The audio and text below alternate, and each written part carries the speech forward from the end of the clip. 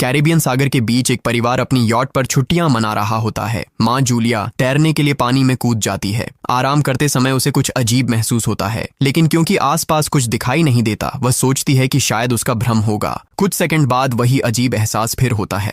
इस बार भी कुछ नजर नहीं आता, लेकिन अब वह घबरा जाती है और यॉट की तरफ तैरना शुरू करती है। तभी अचानक कोई उसकी टांग खींचने लगता है और वह मदद के लिए जोर जोर से चिल्लाने लगती है। उसकी बेटी कैसी हेडफोन लगाकर म्यूजिक सुन रही होती है, इसलिए उसे कुछ सुनाई नहीं देता। पति टॉम और बेटा बेन मछली पकड़ने में व्यस्त होते हैं। जूलिया पानी के ऊपर टिकने की कोशिश करती है, लेकिन मुंह में पानी जाने की वजह से चिल्लाना मुश्किल हो जाता है। थोड़ी देर बाद टॉम को एहसास होता है कि काफी देर से उसने जूलिया को नहीं देखा। वह यॉट पर उसे ढूंढता है और फिर अपनी पत्नी को खतरे में देख लेता है। वह बच्चों को बुलाता है, यॉट को उस तरफ ले जाता है और पानी में कूद जाता है। जल्दी से जूलिया तक पहुंचकर उसे संभालता है और यॉट की ओर तैरता है। बच्चे दोनों को ऊपर खींच लेते हैं। परिवार जूलिया को संभालता है, लेकिन जूलिया खुद को समझाती है कि शायद लहरों की वजह से ऐसा हुआ होगा। रात को सब मिलकर बेन का जन्मदिन मनाते हैं। कैसी को उसके बॉयफ्रेंड का कॉल आता है, तो वह लैपटॉप लेकर बाहर चली जाती है। वीडियो कॉल में उसका बॉयफ्रेंड दिखाता है कि शहर के ऊपर बड़े बड़े काले बादल छा गए हैं। कॉल ग्लिच होकर फ्रीज हो जाती है।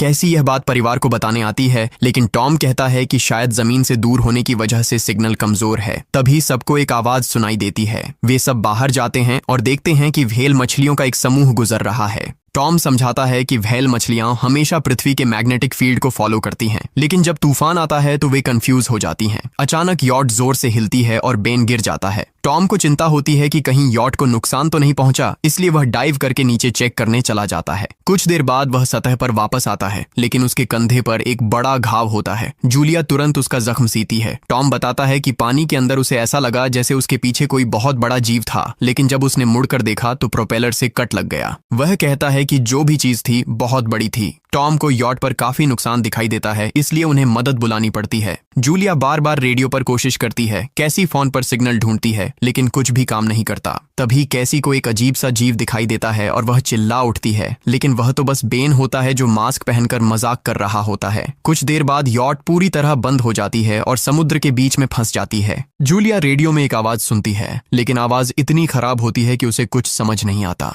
टॉम परिवार को बताता है कि उनके पास सिर्फ 4 दिन का खाना पानी बचा है और अब उन्हें किसी मछली पकड़ने वाली नाव का इंतजार करना होगा। अचानक रडार पर कुछ डिटेक्ट होता है और परिवार को एक अजीब सी आवाज सुनाई देती है। सब दौड़कर बाहर आते हैं और हैरानी से देखते हैं कि कई सारे उल्कापिंड जमीन पर गिर रहे हैं। जहां जहां उल्कापिंड गिरते हैं वहां बड़े धमाके होते हैं। एक उल्कापिंड पानी में उनके पास गिरता है तो टॉम तुरंत यॉट को चलाने की कोशिश करता है। इंजन मुश्किल से चलता है, लेकिन तभी एक और उल्कापिंड उस इलाके को हिट करता है। परिवार डर के मारे एक दूसरे को कसकर पकड़ लेता है। तभी टॉम को समझ आता है कि जो आग के गोले गिर रहे हैं वे उल्कापिंड नहीं बल्कि सैटेलाइट्स हैं। उसी वक्त बेन देखता है कि यॉट से धुआं निकल रहा है। टॉम चेक करता है और कंफर्म होता है कि इंजन खराब हो गया है। हवा तेज होने लगती है तो फैमिली यॉट के अंदर छुप जाती है, बिना ये नोटिस किए कि कंपास बहुत तेजी से घूम रहा है। यॉट जोर जोर से हिलने लगती है। बेन फिर से गिर जाता है और इस बार उसे चोट भी लग जाती है। लहरें तेजी से यॉट से टकरा रही होती हैं। टॉम स्ट्रगल करके बाहर जाता है और लाइफ जैकेट्स लेकर आता है। तभी पावर चली जाती है। टॉम तुरंत पावर बॉक्स का बटन प्रेस करता है और लाइट वापस आ जाती है। उस वक्त बेन नोटिस करता है कि जूलिया की नाक से खून बह रहा है। जूलिया को चक्कर आने लगते हैं, जबकि कैसी सिंक पर जाकर उल्टी कर देती है। टॉम रेडियो ट्राई करता रहता है पर सिग्नल नहीं मिलता। अचानक एक तेज हाई पिच्ड नॉइज आती है और हवा और भी स्ट्रांग हो जाती है। जूलिया दरवाजे बंद करने की कोशिश करती है, पर एक हैच खुल जाता है और हवा खिड़कियां तोड़ने लगती है। टॉम एक फ्लेयर जलाता है और थोड़ी देर बाद अंधेरा छा जाता है। अगली सुबह फैमिली शॉक में उठती है कि वो स्टॉर्म से बच गए हैं, लेकिन यॉट आधी तबाह हो गई होती है। जब वो बाहर आते हैं तो देखते हैं कि समुद्र का पानी गायब हो गया है और यॉट अब जमीन पर अटकी है। सब ये देखकर शॉक में आ जाते हैं। कैसी सिग्नल चेक करती है पर नेटवर्क बिल्कुल डाउन होता है। बेन 2 मरे हुए केकड़ों से खेलने लगता है। टॉम कंपास चेक करता है और देखता है कि वो उल्टा हो गया है। ये आखिरी बार 7 लाख साल पहले हुआ था। कैसी को लगता है कि उसका बॉयफ्रेंड मर गया होगा और वो टूट जाती है। जब जूलिया उसे समझाने आती है तो कैसी उसे दूर कर देती है और छुपने चली जाती है। जूलिया और टॉम बची हुई सप्लाईज देखते हैं। बेन अपने बर्थडे बलून्स एक पत्थर से बांध देता है ताकि शायद कोई बचा हुआ सर्वाइवर देख ले। टॉम फिर रेडियो ट्राई करता है और इस बार एक आदमी से कनेक्शन हो जाता है। उसका नाम नाव होता है और वो एक सबमरीन का कैप्टन होता है। उसकी सबमरीन भी लैंड पर अटक गई है। वो कंफर्म करता है कि मैग्नेटिक पोल्स रिवर्स हो गए हैं, इसलिए ओशन पीछे हट गया है और जमीन डूब गई है। वो कहता है कि उसने अभी तक और सर्वाइवर्स नहीं देखे और कम्युनिकेशन सिस्टम्स बिल्कुल डाउन हो गए हैं। वो मजीद ये भी कहता है कि पोल्स फिर रिवर्स होंगे और शायद एक हफ्ते में समुंदर वापस आ जाएगा। वो फैमिली को वार्न करता है कि जितना हो सके ऊंची जगह चढ़ जाओ, क्योंकि जब पानी वापस आएगा तो वो बहुत खतरनाक होगा। वो बोलता है उसका पार्टनर क्रैश में मारा गया और सबमरीन में बस 3 लोगों की ही जगह है। जूलिया और टॉम उससे कहते हैं कि प्लीज हमारे बच्चों को बचा लो। वो उन्हें अपने कोऑर्डिनेट्स दे देता है। टॉम कैलकुलेट करता है कि सबमरीन तक पहुंचने में 2-3 दिन लगेंगे। वो फैमिली से कहता है आज रात अच्छे से आराम कर लो, कल सुबह हम निकलेंगे। अगली सुबह फैमिली सामान पैक कर रही होती है, तभी टॉम को पास में कुछ हिलता हुआ दिखता है। वो एक लंगड़ा आदमी होता है जिसके हाथ में हार्पून होती है और साथ में एक कुत्ता लगातार भौंक रहा होता है। टॉम उसके पास जाता है और उसे पानी की बोतल देता है, लेकिन वो आदमी कुछ ऐसी भाषा में बोलता है जो टॉम समझ नहीं पाता। पानी पीने के बाद वो अजनबी अचानक टॉम के सिर पर बोतल मारता है और चेहरे पर जोर का लात मार देता है। जूलिया डर के मारे भागती है, लेकिन तब तक देर हो चुकी होती है। वो आदमी टॉम के पेट में हार्पून घुसा चुका होता है। टॉम कुछ पल तक तड़पता है और फिर वो उसकी गर्दन भी काट देता है। फिर वो आदमी जूलिया के पीछे भागता है और उस पर हार्पून फेंकता है, जिससे उसके कंधे में चोट लग जाती है। जूलिया दर्द सहते हुए यॉट के अंदर भागती है और बच्चों को बोलती है कि छुप जाओ। वो दरवाजा लॉक कर देती है। कैसी और बेन सोफे के अंदर घुस जाते हैं। जूलिया उन्हें फ्लेयर गन पकड़ाती है और खुद एक चाकू लेकर बाथरूम में छुप जाती है। वो आदमी दरवाजे पर जोर जोर से धक्के मारता है और आखिर अंदर घुस ही जाता है। पहले वो थोड़ा खाना उठाता है और फिर यॉट में इधर उधर ढूंढने लगता है, फिर बाथरूम की तरफ जाता है, लेकिन जूलिया समझदारी से एक छोटे छेद से बाहर निकल जाती है। वो आदमी सोचता है कि जूलिया भाग गई, लेकिन जैसे ही वो धीरे से निकलने लगती है, उसका कुत्ता उसे देख लेता है और भौंकने लगता है। कुत्ता उस पर झपटता है तो जूलिया चाकू से उसे मार देती है। कुत्ते की चीख सुनकर वो आदमी बाहर आता है और अपने कुत्ते की लाश देखकर आग बबूला हो जाता है। इस बीच जूलिया यॉट के दूसरे साइड से अंदर जाने की कोशिश करती है। वो ऊपर चढ़कर टूटी हुई खिड़की से अंदर घुसने लगती है, लेकिन वो आदमी पहले ही वहां पहुंच जाता है। वो उसे पकड़कर जोर से मुक्का मारता है, जिससे वो नीचे गिर जाती है। जूलिया फर्नीचर पकड़कर बचने की कोशिश करती है, लेकिन वो आदमी उसे लात मारकर दूर फेंक देता है। फिर वो उसकी कलाई पर पैर रख देता है ताकि वो चाकू छोड़ दे, और फिर उसके बाल पकड़कर उसका चेहरा जमीन पर दे मारता है और सोफे पर फेंककर उसका गला दबाने लगता है। बच्चे ये सब कुछ देख रहे होते हैं। कैसी बाहर निकलकर फ्लेयर गन चलाती है जो सीधा उस आदमी को लगती है। वो जल उठता है और यॉट में आग फैलने लगती है।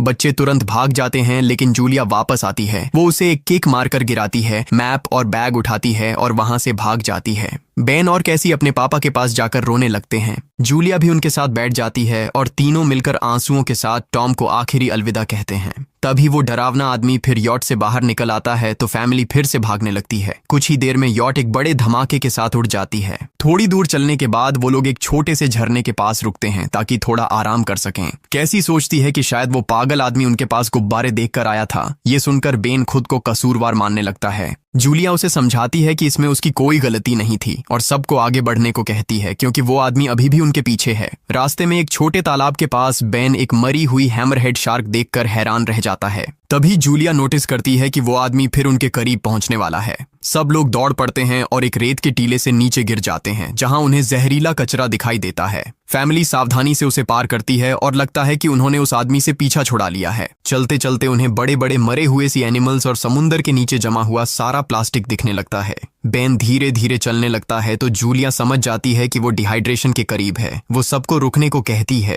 जब वो पानी की बोतल देखती है तो उसे झटका लगता है। बोतल में पानी लगभग खत्म हो चुका होता है। कैसी को एहसास होता है कि शायद उसने बोतल ठीक से बंद नहीं की थी। जूलिया गुस्से में चिल्लाती है कि उसकी लापरवाही की वजह से पानी खत्म हो गया। कैसी जवाब देती है, क्या फर्क पड़ता है, वैसे भी हम बचने वाले नहीं हैं। दोनों के बीच लंबी बहस होती है, फिर भी फैमिली आगे चलती रहती है। कुछ देर बाद उन्हें एक क्रैश हुआ प्लेन मिलता है। अंदर कुछ हिलता डुलता देख सब डर जाते हैं, लेकिन वो सिर्फ कुछ पक्षी होते हैं। फैमिली तय करती है कि रात यहीं प्लेन के अंदर गुजारेंगे। वो थोड़ा सा स्नैक शेयर करते हैं और जूलिया को टॉम की जैकेट में एक फैमिली फोटो मिलती है, जिसे देखकर उसका दिल टूट जाता है। कैसी पूछती है, मॉम आप और डैड की लव स्टोरी क्या थी? जूलिया मुस्कुराकर बताती है, टॉम हॉस्पिटल में मेरा पेशेंट था। फिर एक दिन उसने फूल और एक प्यारी सी कविता देकर अपना प्यार जताया था। रात के बीच में कैसी प्लेन से बाहर जाती है। तभी वो डरावना आदमी उसे पीछे से पकड़ने की कोशिश करता है, लेकिन जूलिया अचानक पीछे से उस पर टूट पड़ती है और बार बार चाकू से वार करके उसे मार देती है। कैसी अपनी माँ को गले लगाकर शांत करती है। अगली सुबह उस आदमी की लाश पर कीड़े, गुंड पड़े होते हैं। फैमिली नोटिस करती है कि उसके शरीर पर कई काटने के निशान हैं, मतलब इस एरिया में कोई खतरनाक जीव छिपा हुआ है। जैसे ही वो लोग वहां से निकलते हैं, केकड़े उसके मुंह से बाहर निकल आते हैं। कुछ घंटों बाद जूलिया और कैसी मैप देख रही होती हैं, लेकिन बेन धीरे से आगे निकल जाता है। जूलिया चिल्लाती है, रुक जाओ, लेकिन बेन एक तालाब में झुककर पानी पीने लगता है। जूलिया तुरंत उसे खींचकर बाहर निकालती है और समझाती है कि अनजान पानी उसे बीमार कर सकता है। धूप बहुत तेज हो जाती है तो फैमिली अपने सिर कपड़ों से ढक लेती है। बेन को चक्कर आने लगते हैं। तभी उन्हें कुछ पुराने कुर्सियां मिलती हैं और जूलिया कैसी उनसे एक टेम्पररी शेल्टर बना लेती हैं। जूलिया बेन को इंजेक्शन लगाती है और तय करती है कि वो रात वहीं बिताएंगे। सुबह जूलिया एक अजीब सी आवाज सुनकर उठती है। बाहर जाकर देखती है तो क्रैब्स का एक बड़ा झुंड उनकी तरफ आ रहा होता है। वो तुरंत बच्चों को उठाती है और तीनों भागना शुरू कर देते हैं। भागते भागते उन्हें एक बड़ा कार्गो शिप दिखाई देता है। वहां 3 क्रू मेंबर्स जिंदा होते हैं। एक औरत उनकी मदद करना चाहती है, लेकिन बाकी 2 आदमी मना कर देते हैं और तीनों फैमिली को बाहर छोड़कर कंटेनर लॉक कर लेते हैं। क्रैब्स पास आ जाते हैं। जूलिया बच्चों को कंटेनर के ऊपर चढ़ाती है। खुद जब चढ़ने लगती है तो क्रैब्स उसके पैर को जोर से काट लेते हैं। बच्चे उसे खींचकर ऊपर चढ़ाते हैं, नहीं तो वो नीचे गिर जाती। कंटेनर के एक छेद से आधे क्रैब्स अंदर घुस जाते हैं। क्रू मेंबर्स फायरिंग शुरू करते हैं, लेकिन क्रैब्स उन पर हावी हो जाते हैं और दोनों को मार डालते हैं। आखिरी आदमी छत के होल तक पहुंचता है, लेकिन क्रैब्स उसे भी नीचे खींच लेते हैं और वो भी मर जाता है। जूलिया अपने जख्म पर पट्टी बांधती है और बेहोश हो जाती है। कुछ देर बाद जब वो उठती है तो खुद को रेत के तूफान के बीच अकेली पाती है। वो घबराकर बच्चों को ढूंढने लगती है। एक मरी हुई औरत का हथियार उठाती है और जोर जोर से चिल्लाती है। कैसी उसकी आवाज सुनकर लौट आती है और बताती है कि वो और बेन मदद ढूंढने गए थे, लेकिन कोई नहीं मिला। फिर दोनों बेन से मिलते हैं, जिसे एक खुला कंटेनर मिलता है जहां वो तूफान खत्म होने तक रुक सकते हैं। जूलिया टॉम का लाइटर निकालती है और अपने जख्म को जलाकर बंद करती है, जो बेहद दर्दनाक होता है। तूफान थमने के बाद उन्हें एक और कंटेनर मिलता है जिसमें बहुत सारी पानी की बोतलें होती हैं। बॉडीज चेक करते वक्त उन्हें एक रेडियो और एक गन भी मिलती है। जूलिया नाव से संपर्क करती है और बताती है कि मैप खो गया है। इस पर नाव बताता है कि उन पर आर्थ्रोपॉड्स ने हमला किया था, वो अबिस के जीव हैं जो ऑक्सीजन की वजह से पूरी तरह पागल हो चुके हैं।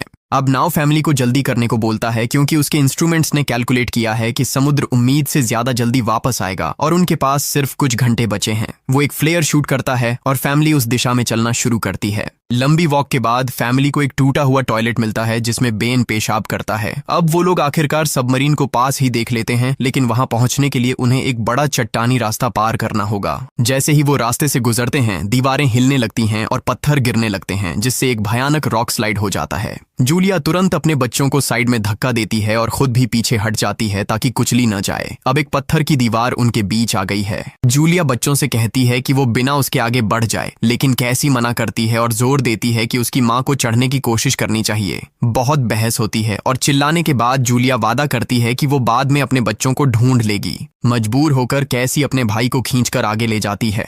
बच्चे चट्टानी रास्ता चढ़कर सबमरीन की तरफ भागते हैं, लेकिन वहां पहुंचकर देखते हैं कि नाव बाहर खून में लथपथ पड़ा है। वो समझाता है कि उसके लिए सब खत्म हो गया है और अब बच्चे सबमरीन ले सकते हैं। ये सोचकर कि एक एक्स्ट्रा जगह होगी, कैसी वापस अपनी मां को ढूंढने भागती है। तभी जूलिया केकड़ों को आता देखती है और वो फायरिंग शुरू कर देती है। कुछ केकड़ों को वो मार देती है, लेकिन झुंड बहुत बड़ा होता है और सबसे लड़ना मुश्किल हो जाता है। उसी वक्त कैसी दीवार के ऊपर दिखाई देती है और हाथ आगे बढ़ाती है तो जूलिया अपने घायल पैर के बावजूद तेजी से चढ़ना शुरू करती है। कैसी की मदद से वो दूसरी तरफ पहुंच जाती है और दोनों साथ में सबमरीन की तरफ भागते हैं। बेन पहले से ही ऊपर खड़ा होता है और फायर खोल देता है ताकि केकड़े डिस्टर्ब रहें जब तक फैमिली ऊपर चढ़ जाए। केकड़े नाव के शरीर तक पहुंचते ही तुरंत उसे खाने लग जाते हैं। जूलिया गन उठाती है और फायरिंग जारी रखती है जब तक बच्चे अंदर चले जाएं। जब वो सुरक्षित हो जाते हैं, जूलिया समझती है कि गोलियां खत्म हो गई हैं, तो वो गन केकड़ों पर फेंक देती है और अपने बच्चों के साथ अंदर चली जाती है। फैमिली हैच को अच्छे से लॉक करती है और खिड़की से केकड़ों को सबमरीन के चारों तरफ देखती है। इसी वक्त समुद्र वापस आ जाता है तो तीनों तुरंत अपनी सीटों पर बैठकर बेल्ट पहन लेते हैं और एक दूसरे का हाथ पकड़ लेते हैं। तेज लहरें सबमरीन को जोर जोर से इधर उधर फेंकना शुरू कर देती हैं, जिससे जूलिया को पूरी जर्नी के विजन दिखने लगते हैं और कैसी उल्टी कर देती है। जल्दी ही वो हाई पिच आवाज वापस आती है और फैमिली बेहोश हो जाती है। कुछ देर बाद जूलिया और बच्चे होश में आते हैं और खुद को जिंदा देखकर खुश होते हैं। वो हैच अनलॉक करके बाहर निकलते हैं और देखते हैं कि लहरों ने सबमरीन को एक तबाह शहर में गिरा दिया है। यानी अब जिंदा रहने और नया जीवन शुरू करने की उम्मीद है। और यहीं पर फिल्म खत्म होती है। चैनल को सब्सक्राइब करना न भूलें और बेल आइकन जरूर दबाएं ताकि आपको ऐसे ही मजेदार वीडियो मिलते रहें। देखने के लिए धन्यवाद।